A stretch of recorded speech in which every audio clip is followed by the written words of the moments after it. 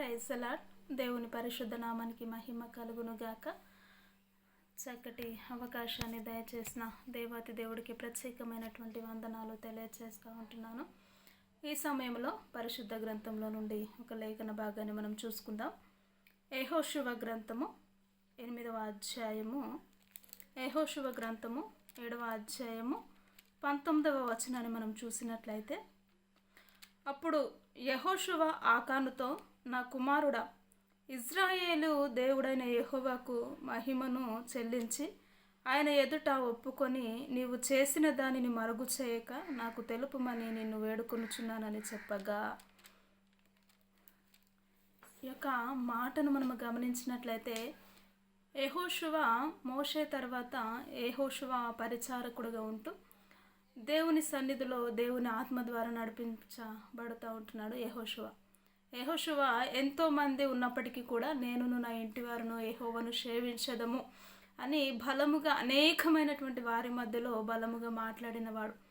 అయితే యెహోషువ దగ్గర తన పరిచారకుడుగా పనిచేస్తున్నటువంటి వారు ఎవరు అనగా ఆకాను జీవితము మనం చూసినట్లయితే మోషే ఉన్న స్థానంలో ప్లస్ యెహోషువ చేస్తున్న కార్యములన్నిటిని కూడా చూస్తూ ఉంటున్న ఆకాను దేవుని సన్నిధి అంటే భయం లేకుండా భక్తి లేని జీవితంలో జీవిస్తూ ఆకాను ఏం ఆశించాడంటే డబ్బును, హోదాను ప్లస్ సమస్తాన్ని వెండి బంగారములను ఆశించి తన జీవితానికి అగ్నికి ఆహుతి అయినట్టుగా మనము చూస్తూ ఉంటాం కదా. నిజముగా దేవుని సన్నిధి అంటే భయం లేకుండా భక్తి లేకుండా జీవిస్తున్న ప్రజలు, అందులో వచ్చే డబ్బును ఆశించేవారు చాలామంది ఉంటారు కదా. అలాంటి కోవకు చెందినవాడే ఆకానుతో యెహోషువ అంటున్నారు, ఇదిగో యెహోషువ అంటున్నాడు, ఆకాను నువ్వు ఏదైతే పాపము చేసావో, ఏదైతే నువ్వు ఆక్రమించుకున్నావో, ఏదైతే ధనముకు నువ్వు ఆశపడి ఉంటున్నావో, ఇదిగో దయచేసి యెహోవా ఎదుట నువ్వైతే ఏదైతే చేసుకున్నావో అదంతా ఒప్పుకొని విడిచిపెట్టు, ఒప్పుకొని నా దగ్గర చెప్పు, ఏదైతే నువ్వు చేసావని బ్రతిమలాడుకుంటున్నాడండి కదా. నిజంగా అయినప్పటికీ కూడా యెహోషువ ఆకాను చేసిన పాపములన్నిటినీ ఇదిగో నేను దేవుడైనటువంటి యెహోవా దగ్గర పాపము చేసి ఉన్నానని చెప్పినప్పటికీ కూడా ఆ విధముగా నడుస్తూనే దేవుని సన్నిధిలో నడిచినట్టుగా మనం చూస్తూ ఉంటాం. కాబట్టి ఆయన అగ్నికి ఆ యొక్క బంగారాన్ని వెండిని ఆశించిన ఆకాను అగ్నికి ఆహుతి అయ్యి దేవుడు కాల్చివేసినట్టుగా మనం చూస్తామండి. నిజముగా నేటి దినాల్లో కూడా ఎంతోమందిని మనం గమనిస్తూ ఉంటాం. సేవలైన, పరిచర్యలైన, విశ్వాసులైన కూడా గమనిస్తే అది ఏంటి, డబ్బును ఆశించేవారు ప్లస్ హోదాను ఆశించేవారు, అనేకమైనటువంటి బంగారమును వెండిని ఆశిస్తూ దేవునికి వ్యతిరేకంగా పాపము చేస్తున్న వారు కొల్లలుగానే ఉంటున్నారు కదా. నిజముగా ఆకానుకు పట్టిన గతే నిజముగా వాళ్ళకు పడుతూ ఉంటుంది.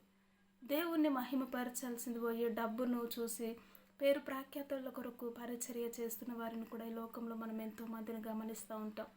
కాబట్టి అలాంటి జీవితము ఎవరికి ఉండకుండానట్లు, అలాంటి క్రియలు ఏ ఒక్కరిలో ఉంటే వారికి ఇదిగో ఆకానుకు పట్టిన గతే.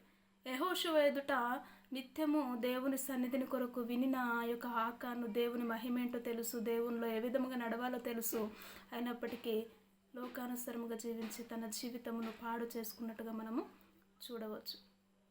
కాబట్టి అటు జీవితమును మనము కలిగి ఉండకుండానట్లు దేవుని సన్నిధిలో మనం ఎంతగానో సమస్తాన్ని వదిలించుకొని దేవుని వెంబడించి వారమై ఉండాలి. కాబట్టి ఆ సమయంలో అటు జీవితము నేటి దినము వరకు మనం కలిగి ఉన్నట్లయితే ప్రార్థన చేసుకుందాం. మనోహరుడా, మీకు స్తుతులు స్తోత్రములు, నిత్యమైనటువంటి నీ కృపచేతను మీరు వాత్సల్యతను చూపించే దేవా.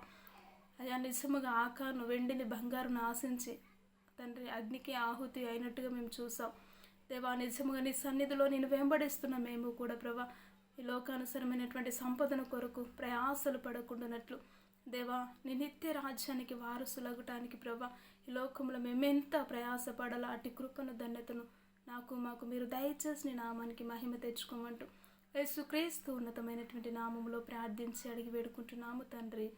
ఆమెన్.